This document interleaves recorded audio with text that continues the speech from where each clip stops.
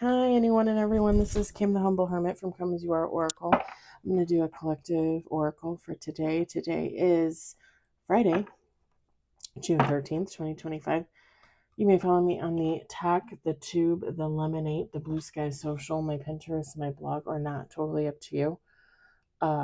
Take what resonates, leave what doesn't. If it doesn't fit, don't make it fit. If some of it fits, God's kiss. We love that for you. Whatever does not, just leave it on the table for someone else. We don't want you taking on energy that wasn't meant for you. We're going to use the Heartbreak Oracle from Hattie Thorne.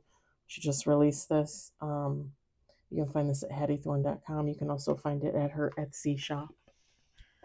Her Etsy shop.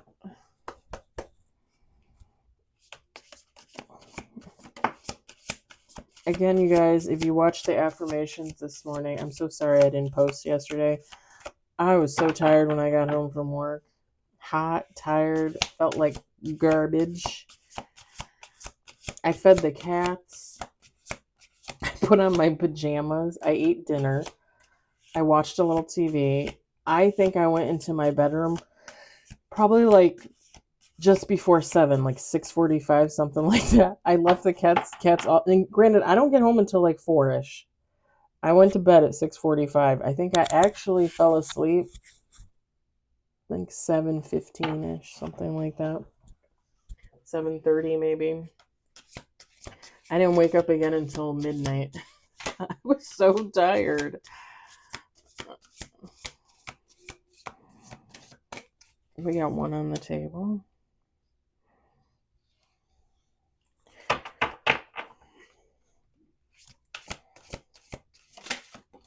Two on the table.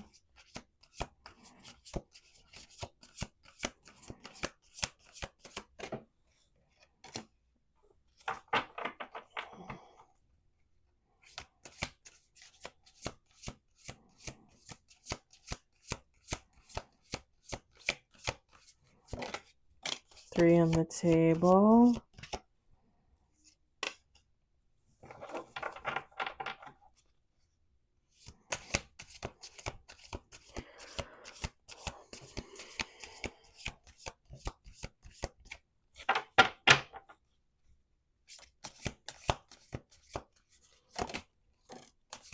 Four on the table. Ooh, 6 on the table. Oh, that's interesting. That was the bottom of the deck when I pulled the cards out of the box. I'm going to do 2 more shuffles.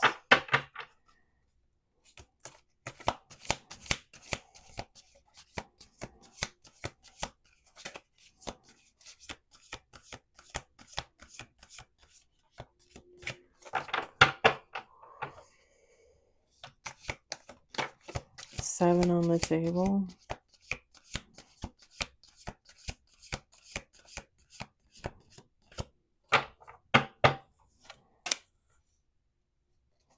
Okay, this is the card. This card is the whole reason why I bought this deck, because I love this. I love this card. All right, we got 8 with bottom of the deck. I'm going to set this over here.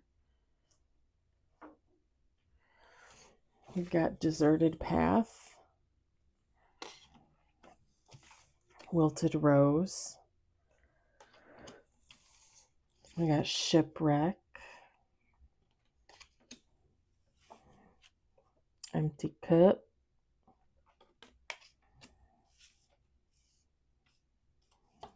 oh, Cold Wind. We got Shattered Vase or Vase. I say it both ways. Sometimes I say vase, sometimes I say vase. Worn Shoes. This is my favorite card. Oh, the whole reason why I spent $80 on a deck. But it is a beautiful deck. The front of all the cards look like that. And then bottom of the deck, we've got Empty Birdcage. Feminine, masculine, take out resonates. It doesn't matter. So this is, somebody might be ending a cycle, starting a new cycle, leaving a relationship. with the shipwreck.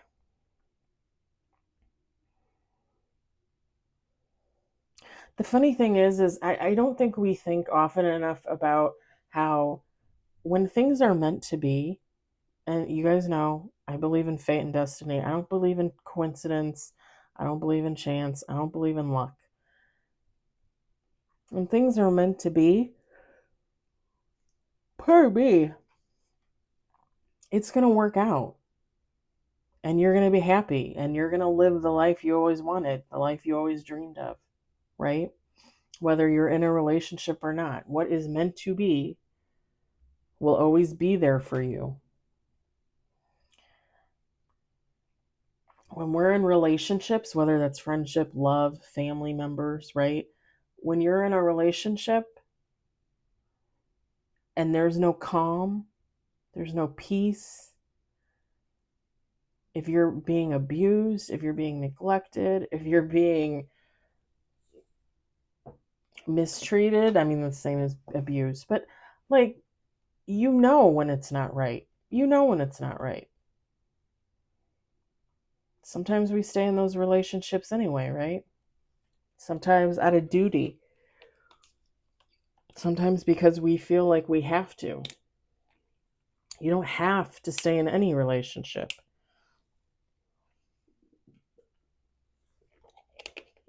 And it's funny because I don't usually drink bottled water anymore, but I snagged it from work. Because they had water yesterday with our free lunch. I was telling one of the girls at work, she's like 20 years old, 22 years old. She's a baby. She's a baby. And I told her, I said, she was telling me how she doesn't really, like some of the other girls in our department that are around her age, she's like, I don't really understand. She's like, they're chasing boys and like all they ever talk about is men and sex. And she's like, all I think about is collecting crap from Pop Mart. She's the one that got me my Labubu, my one and only Labubu. And I said to her, I said, honey, there is nothing wrong with being 22. I think she's 22. And being enlightened and not giving one fuck about sex or men because she's straight. And realizing that you are the most important thing for you. And no offense, but family, friends, lovers, they all come second. I told her, I'm like, they all come second. I said, you're already figuring that out. I said, these other girls, who I'm also friends with, I adore them. They're great. But those other girls, it's going to take them a lot longer to figure that out. I was one of those girls. I was one of those other girls. I didn't start figuring shit out until I was 42. Halfway to 43. Okay? Yeah. Some people never figure it out. I told her, I said, you got the jump on everybody. I said, you literally have the jump on everybody. Because everybody else is, and I've said this before as kind of like a joke, but I said, everybody else is living in their loins. I said, and you got more important things that you want to do with your life. She goes to school. She likes art. She's very artistic. I think last year I was talking about her on here. She's the one that I had said I thought maybe I was going to have her draw me up a tattoo. I originally thought maybe I would have her draw me like a crow or something. She's very talented. Beautiful young girl. Beautiful soul. And just so far ahead of everybody else in her age bracket. Which is good. I told her, I said, you might feel like you're ostracized right now because everybody else is thinking about sex. I said, but I said, really, you're not. I said, you're way ahead of them. You're way ahead of them. I said, they probably won't figure it out for another 10 to 20 years.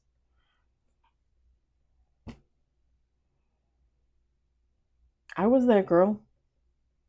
I mean, you guys know I've talked about it before. If you follow me, you know. I I went through my hoe phases. I went through two. One before I met my ex-husband and one after. And then when I decided to go celibate, it was just kind of like okay, I guess I'm just not gonna, you know, put it out there. And 2 years. 2 years technically Sunday, Monday. And no friggin' regrets. Not one. Absolutely not. Now, you guys realize when I say celibate, like, I'm just not with other people. I mean, I do my own thing. I've always done my own thing, I might add. If you're a woman or a man and you've never done your own thing, um, I don't know. I that don't talk to me. And I can't tell you how many women I've met in the past. Oh, I don't do that.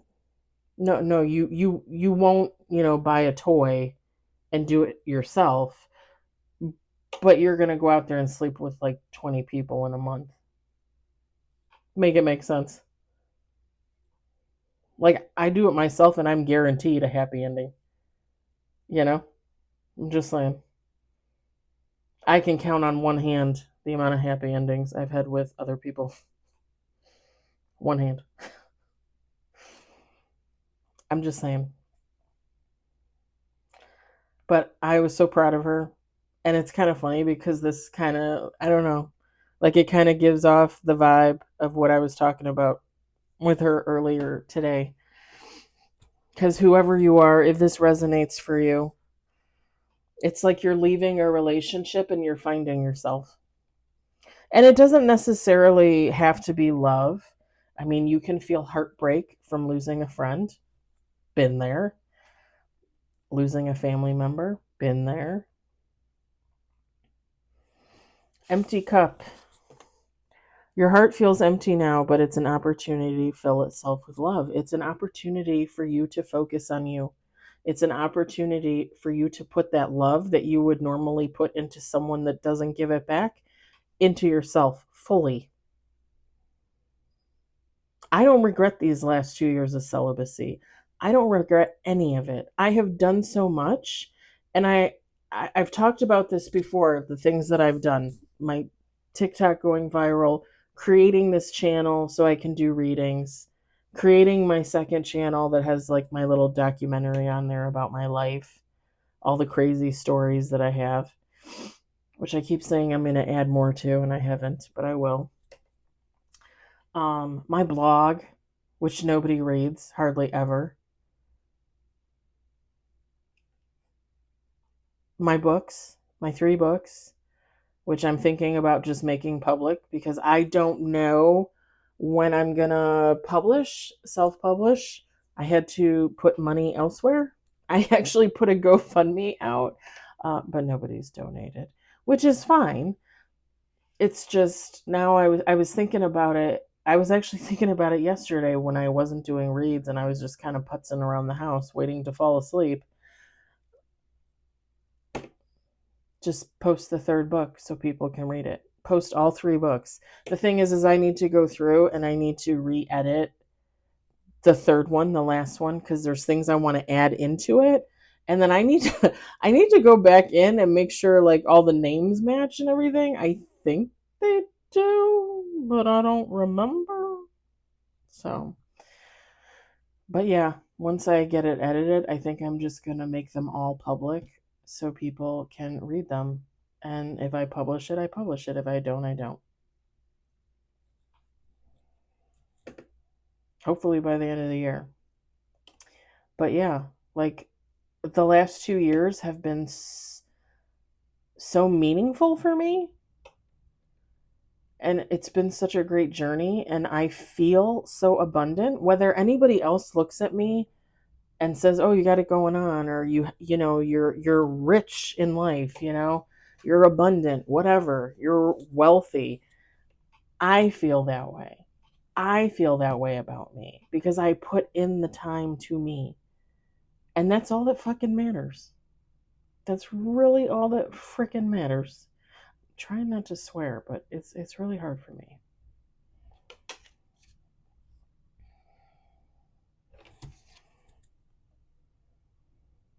When you focus on you, you give yourself the freedom to do things that you probably wouldn't have done when you were focused on other people.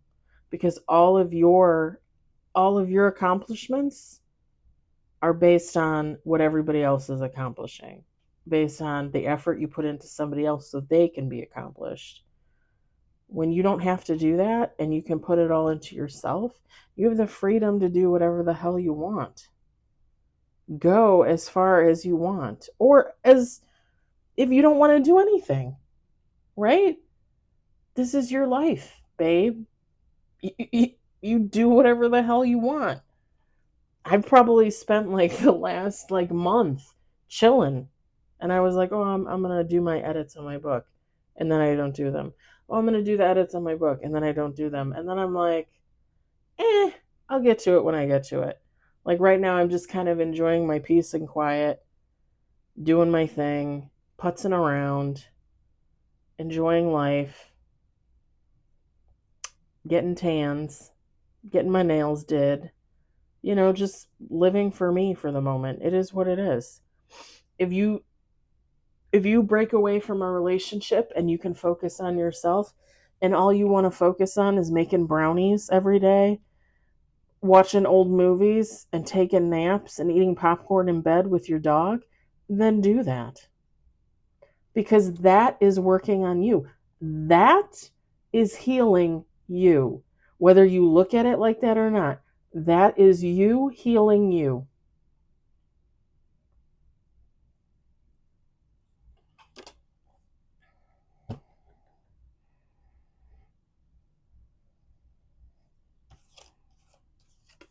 Like I said, everybody experiences heartbreak. Everybody feels broken when they leave a relationship. But when you leave a relationship for the right reasons, and again, you put all that energy into you that you used to put into the relationship, into the other person, you're going to heal that heartbreak a lot faster than you think you are. Everybody's different, right? Everybody's different. I think I was healing from my ex-husband, my separation, and my divorce before I was even divorced. Like before I was even separated, probably, because I had felt for like a long time that it was coming. Like I could feel it in my bones. By the time our divorce was actually final in January of 2023, I wouldn't say I was over it. I would just say that, like, for me, the storm had passed. Like for me, like I was ready to move on. If you guys follow me, you remember that's kind of when I had my little hoe moment for like a month and a half. And then I started seeing the guy, and then I broke up with him in July after like 4 or 5, 6ish months, 4 or 5 months, 4 or 5 months, 4 or 5 months, and then that was it. I had an encounter with the guy that one of the ladies at work set me up with in August, but nothing really happened, and that was it. I was like, why am I why am I chasing people? Why am I chasing sex? It doesn't even satisfy me. Almost no person out there has ever satisfied me. Why do I keep giving away my energy to people that don't give me theirs?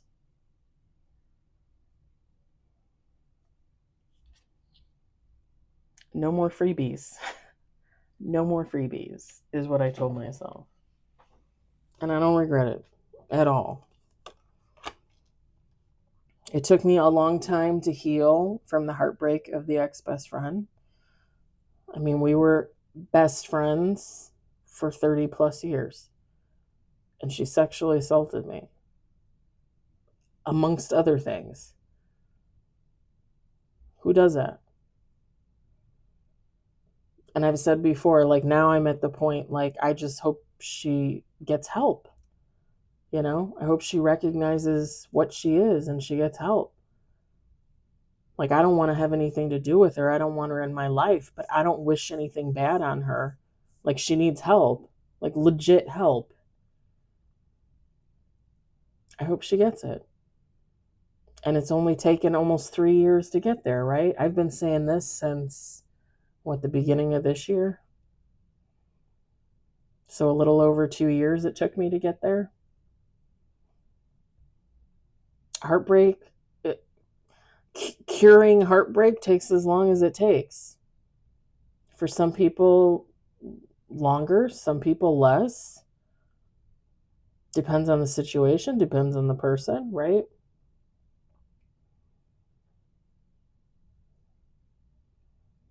And the thing is you can be healing from heartbreak and still put your energy into yourself and work on yourself while you're healing from that heartbreak. It's not like you can only do one thing at a time. I mean, maybe, some people, maybe I'm a multitasker. I don't know. I just don't really believe in sitting still for that long. Like, I get antsy, I get anxious.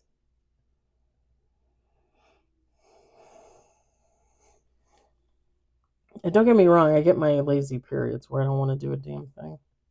Like this last month. Worn shoes. You've walked a long road together, but now it's time to journey forward on your own. When things aren't meant to be, they're not meant to be. That doesn't mean, and again, I realize people have mental health issues. I realize people go to therapy. I realize people take medications. Don't get me wrong. I fully recognize that. But when things aren't meant to be, like, you really need to look when you break up with somebody, or you stop talking to a friend, or you stop talking to a family member, you really need to think about, start to finish, what that relationship was like, their role in it, your role in it. I just realized I got like stuff hanging out my hat.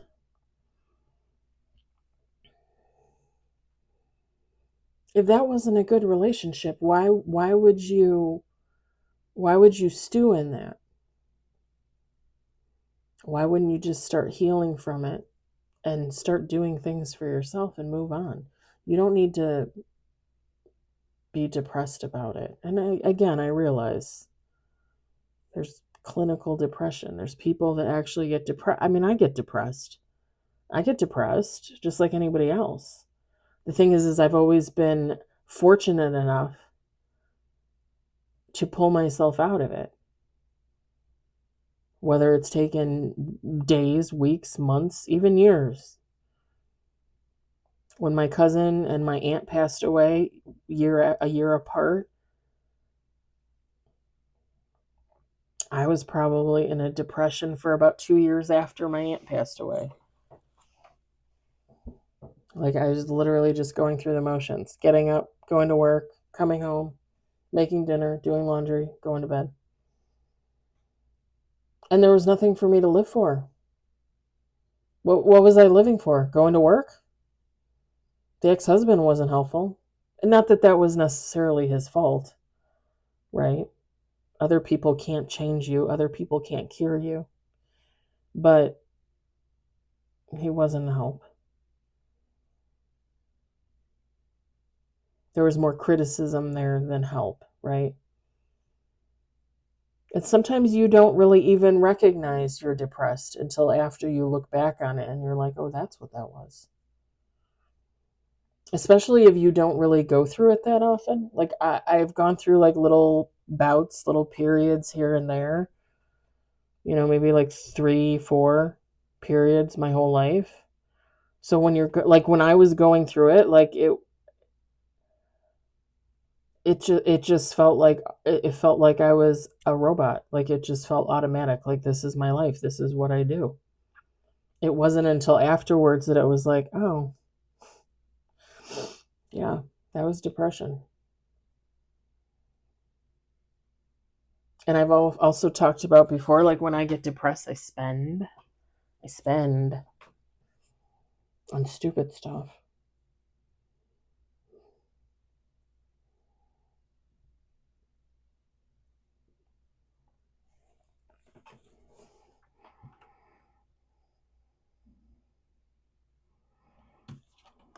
Empty bird cage. You thought you lost something, but in truth, you've been set free. It's about coming full circle and recognizing what is meant for you will never leave you, right? If it was meant to be, you would still be together. You'd still be friends with that friend. You'd still be in contact with that family member.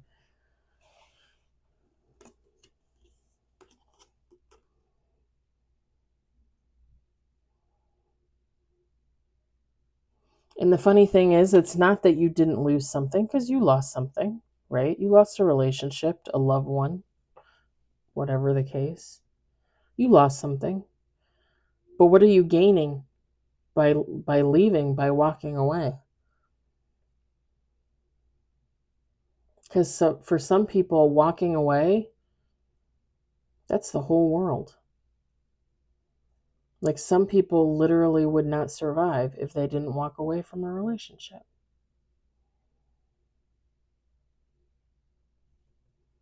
And that's why I always say too, like, even I realize domestic violence, people have problems like leaving their people because, they're dependent on them. It's a codependency, money wise, right? The thing is you have to figure it out. You have to get the hell out of there. You can't stay there. You can't there, right? You can't rud rum yourself there.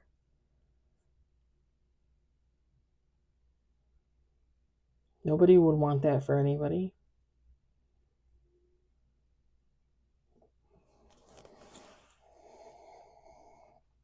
And you have to look at it as a positive and not a negative.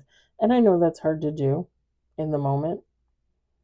But at some point, you need to recognize that it was on purpose and it was for your own good, and possibly for the other person's good too. Because if you're just in a relationship that you're not supposed to be in, if you're just friends with somebody that you're really not supposed to be friends with, like, they're not supposed to be friends with you either, then, right?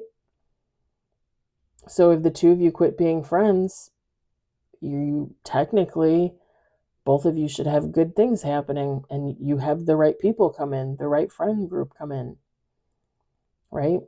Your soul tribe.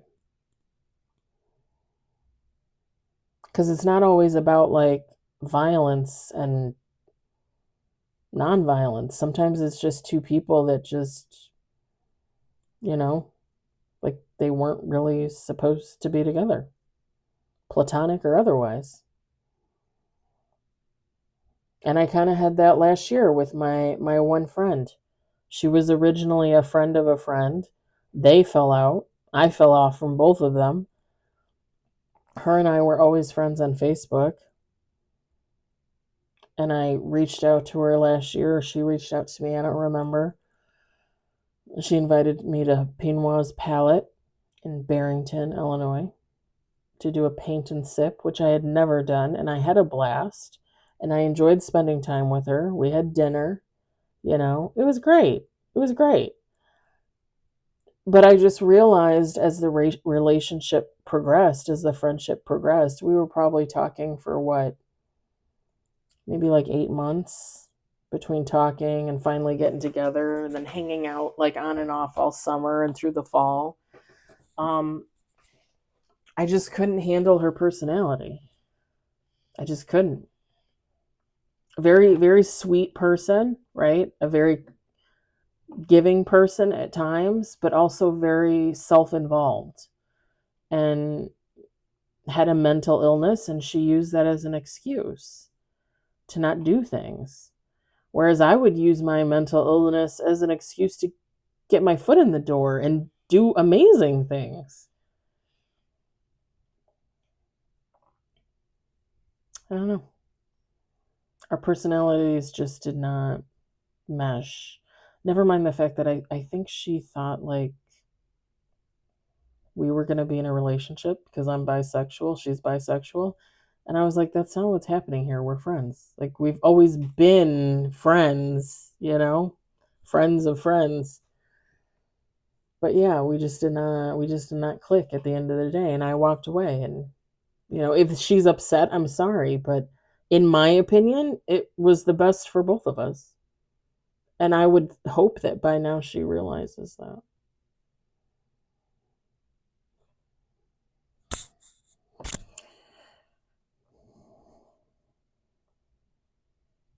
And I no longer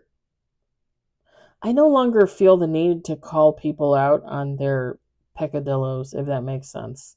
Like her whole, oh, woe is me, like I have a mental illness, you need to like make excuses and allowances for me all the time, every time. It's not my job to call her out on that. And it's not my job to have to keep calling her out on that. Like, that's why I stopped talking to her. Because I'm not going to put myself in the position where I'm resentful and then I constantly say something and I constantly hurt your feelings. I told you once, and now we're done. And you can either figure it out for yourself and heal yourself, probably with a little help in her case, or not. I'm not a nagging mom. I'm not a nagging wife. Like, it's not my job to change people. It's not my job to make them better, whatever. It's not my job to heal them. All I can tell you is what I see, what I've been through. I can't make you change. No one can make anyone change.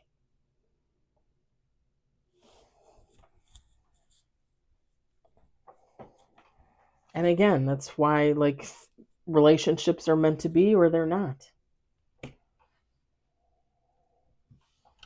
And eventually it's made known to you, what's for you and what's not. But do you listen? I told you it took me 42 years to listen, to open up those ears.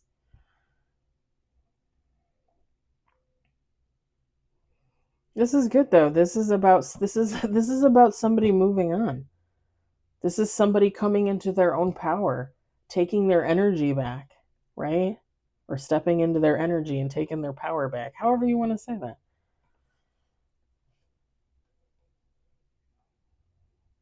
And like I told my lovely friend this morning, you should always be your first priority. Always. I'm going to leave it there. I hope it resonated for you. I hope you enjoyed it. I hope, if anything, you found it entertaining.